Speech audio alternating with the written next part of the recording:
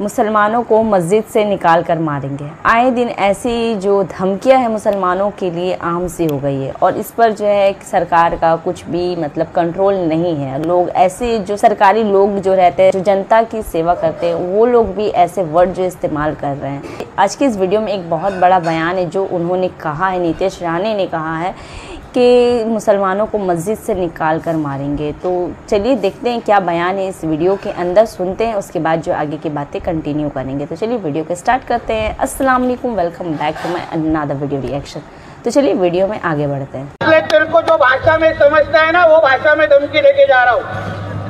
हमारे रामगिरी महाराज के खिलाफ अगर कुछ भी मस्ती तुम लोग ने किसने भी की तो तुम्हारे मस्जिदों के अंदर आके चुन चुन के मारेंगे, इतना ध्यान में रखो।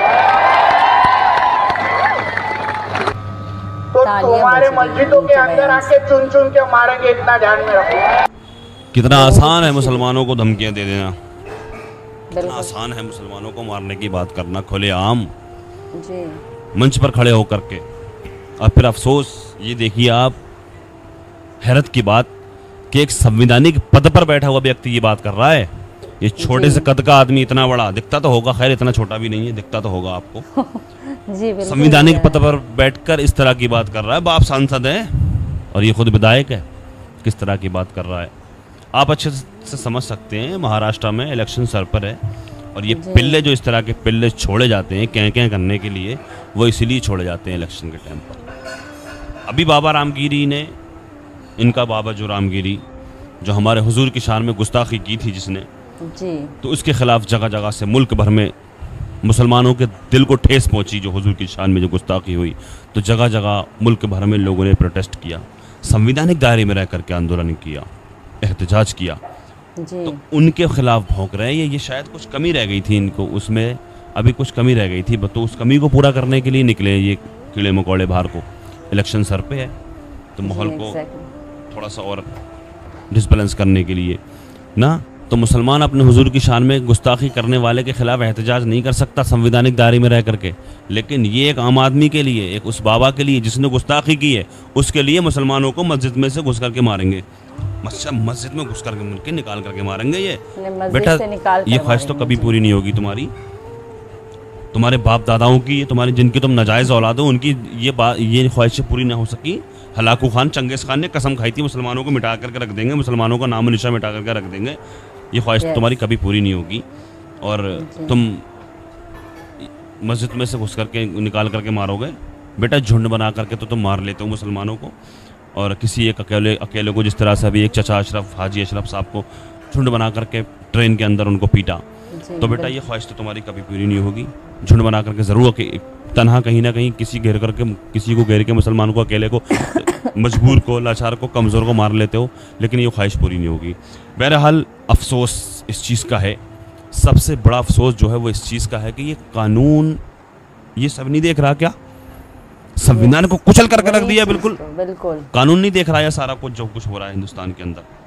मुसलमानों को किस तरह खुलेआम गालियाँ दी जा रही हैं, मुसलमानों को किस तरह से कभी भी रोज़ाना खबर आ रही है, एक न एक रोज़ खबर आ रही है, और ये संवैधानिक पद पर खड़े होकर के भौंक रहा है। किस तरह से भौंक रहा है, किस तरह की बात कर रहा है, अभी पूरी वीडियो में मैं आपको दिखाने वाला हूँ। लेकिन मुझे अफसोस की बात, सबसे बड़े अफसोस की बात तो मुझे अफसोस इस बात का है कि मुफ्ती सलमान अजहरी साहब ने इजराइल वालों के लिए कहा था कि अभी कुत्तों का वक्त है, कल हमारा दौर आएगा।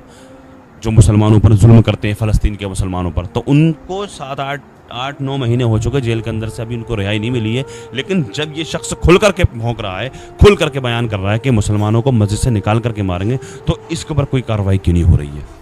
इसने तो खुल के कह दिया मुसलमानों को मारने के लिए, और उन्होंने सिर्फ इतना कहा था कि अभी कुत्तों का वक्त है, कल हमारा दौर आएगा। इजराइल वालों के लिए कहा था, नाम किसी का नहीं लिया था, किसी हिंदुस्तानी का नाम नहीं लिया था, किसी हिंदू का नाम नहीं लिया था, किसी मुसलमान का नाम नहीं लिया था। सिर्फ इतना कहा था कि अभी कुत्तों का वक्त है, कल हमारा दौर आएगा, अभी कुत्तों का वक्त है, कल हमारा दौर आएगा।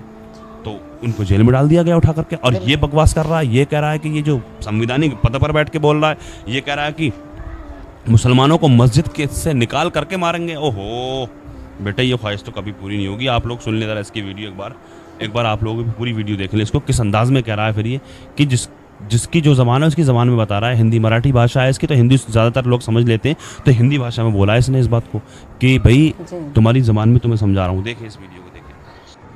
वापिस एक बार अगर हमारे रामगिरी महाराज के तरफ गांडू ना समझलं पाहिजे ना,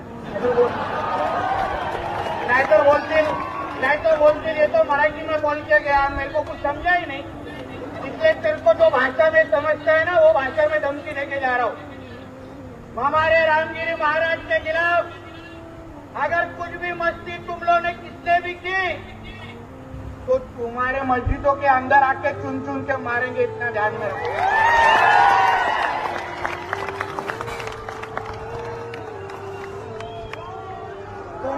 तुमको तुम्हारी कौम की अगर तुम्हारी कौम की अगर चिंता होगी तो हमारे रामगिरी महाराज के खिलाफ कुछ भी बोलने का नहीं, वरना वो जवान हम लोग सही पे रखेंगे नहीं, ये तुम लोग याद रखना। नाही चालणार माझ्या देशामध्ये या सगळ्या गोष्टी आम्ही पाहतोय युट्यूबवर आणि सोशल मीडियावर कोण कोण आमच्या रामगिरी महाराजांच्या बद्दल एक एक मौली उठतायत आणि भाषण देत आहेत, धमक्या देत आहेत, त्यांना अंगावर जाण्याची भाषा करतायत, आमच्या हिंदू धर्माच्या बद्दल वेळा वाकडा बोलतायत। पोलिसांना मी सांगेन वेळेतच ते युट्यूबचे चॅनल बंद करा। प्रत्येकावर आमचं लक्ष आहे, नाहीतर कुठेही तो त्यांचा कोण धर्मगुरू किंवा मौलवी अशा कुठल्या स्टेजवर आता कुठेतरी बडबडत आम्हाला दिसला तर त्याला काय आम्हाला मी सोडणार नाही, हे तुम्ही लोकांनी लक्षात ठेवा। त्यांना दाढी दाग करण्याची पण जागा आम्ही ठेवणार नाही, म्हणून उगाच वाकड्यामध्ये आमच्या जाऊ नका। कोणाचा देश आहे हे पहिला माहिती घ्या, याबद्दल पहिला विचार करा। अरे एवढे हिंदू मोठ्या संख्येने असताना कशाला चिंता करायची आमच्या महंतांनी आणि आमच्या महाराजांनी?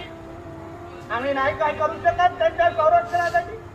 नुसतं घोषणा देत बसायचं, उठाव डालते भगाव काय काय फक्त घोषणा कधी भगवणार? देख लिया आपने, कह रहा है मराठी भाषा में अगर मैं बोलूँगा तो तुम कहोगे तुम्हारे समझ में नहीं आया, मैं तुम्हारी ज़बान में बात करके बता रहा हूँ, ये कह रहा है कि और किसी ने आधी बात भी अगर रामगिरी के खिलाफ कही तो उसकी ज़बान नहीं रहेगी, इस तरह से बयानबाजी कर रहा है ये ठेंगे कद का छोटा सा आदमी। किस तरह की बात, छोटा सा आदमी बात कितनी बड़ी कर रहा है, कितना छोटा आदमी, छोटा मुंह बड़ी बात कहते नहीं है, तो मुसलमानों को मारेंगे ये छोटी बताइए कहाँ है शासन और प्रशासन? इतना अफसोस की बात है। इन हिजड़ों को किसने छोड़ दिया? कौन इन शय दे रहा है? इन हिजड़ों की औलादों को किसने शय दे रखी है? आखिर कानून कहाँ है? संविधान को कुचल करके रख दिया। बड़ी शर्म की बात है, बड़े शर्म की बात है, बड़े अफसोस की बात है। मुफ्ती सलमान अदरी साहब को रिहा किया जाए, इतना बड़ा गुनाह नहीं था मुफ्ती सलमान अदरी साहब का। मुफ्ती साहब ने सिर्फ ये कहा था अभी कुत्तों का वक्त है, कल हमारा दौरा आएगा, और ये बकवास कर रहा है, ये जो भौंक रहा है, ये कह रहा है कि मुसलमानों को मस्जिदों में घुस करके मारेंगे, जो गुनाह मस्जिद से निकाल करके मारेंगे। करके देख ले बेटा, ये बात गलत नहीं है, कर लो, कोशिश कर लो अपनी, ये कोशिश भी कर लो अपनी। लिहाजा हम अपील करते हैं शासन और प्रशासन से इस तरह के भेड़ियों पर सख्त कार्रवाई की जाए, और दुआ करते हैं अल्लाह की बारगाह में अल्लाह तबारक व तआला हमारे मुल्क में अमन और सुकून अता फरमाए। अल्लाह पाक दुनिया का मुसलमानों को मस्जिद से निकाल कर मारेंगे, ये वर्ड जो है कितना ज़्यादा आसान हो जाता है ना ऐसे नेताओं के लिए। मतलब इनके फादर जो एक अच्छे पोस्ट में एमएलए हैं, बीजेपी के एमएलए रह चुके हैं, और उनके जो बच्चे हैं वो ऐसे चीज़ें, ऐसे वर्ड का इस्तेमाल कर रहे हैं, और लेकिन इसके खिलाफ कोई भी एक्शन नहीं ले सकते हैं लोग।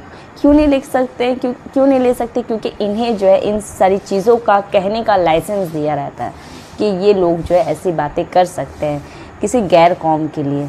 गैर कौम से मुतासिर मतलब, गैर कौम से मतलब कि मुसलमान के बारे में ऐसी चीज़ें वो उन्हें कहने का हक है, मतलब उन्हें जो है लाइसेंस दिया रहता है, और ऐसे लोगों के लिए कोई सरकारी कानूनी जो कार्रवाई नहीं हो सकती है, ना सरकार इस पर कोई एक्शन ले सकते हैं। लेकिन अगर किसी पर्दे में रह करके हमारे मुफ्ती सलमान अज़हरी साहब ने किसी चीज़ को पर्दे में ले करके कह दिया तो वो चीज़ जो है गले का फंदा बन जाता है, मुसलमानों के लिए स्पेशली ये चीज़ हो जाती है। और ये लोग क्या देश को संभालेंगे। जो ऐसी नफ़रतें वाली बयान देते हैं तो इनके हाथ में कौन सा सिटी, कौन सा धर्म, मतलब कौन सा देश को संभालेंगे, जो ऐसे नफ़रतें वाले बयान जो है अपने भाषण में इस्तेमाल करते हैं। और ये सारी चीज़ों को देखने के बाद, सुनने के बाद सरकार के हाथ में सिर्फ एक ही चीज़ आती है, वो है चुप। सिर्फ वो खामोश रह सकते हैं ये बयान सुनने के बाद। तो बहरहाल जितनी भी लोग बातें कह दे मुसलमान के ख़िलाफ़, जितनी भी दुश्मन क्यों ना बन जाए, पर इस्लाम जो है हमारा फैलता ही रहेगा। चाह करके भी ऐसे लोग जो इस्लाम को मिटा नहीं सकते। आप लोगों का क्या राय है इस वीडियो को देखने के बाद, तो कमेंट ज़रूर से करिएगा। और नेक्स्ट वीडियो रिएक्शन मेरा किस टॉपिक पे हो उसके लिए भी कमेंट ज़रूर करिएगा। तो इजाज़त दीजिए एक न्यू वीडियो रिएक्शन में, तब तक के लिए अल्लाह हाफ़िज़। दुआ में ज़रूर याद रखिएगा। Bye bye.